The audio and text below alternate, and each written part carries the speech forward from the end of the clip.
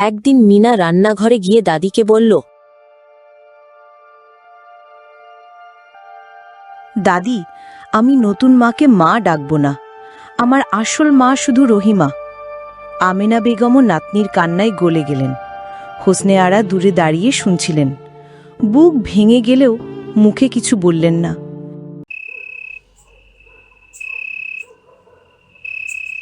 রাতে করিম মিয়াকে শুধু বললেন, আমাকে মা ডাকুক বা না ডাকুক, আমি আমার দায়িত্ব থেকে পিছাবো না। হোসনিয়ারা, তুমি কষ্ট পেও না, দেখবে একদিন সব ঠিক হয়ে যাবে, আর মিনা একদিন তোমাকেই মা বলে ডাকবে। পরের দিন সকালে করিম মিয়ার ছোট ভাই কাশিম মিয়া বাড়িতে আসে। ভাই করিম, আমি তোমাদের বাড়িতে এলাম।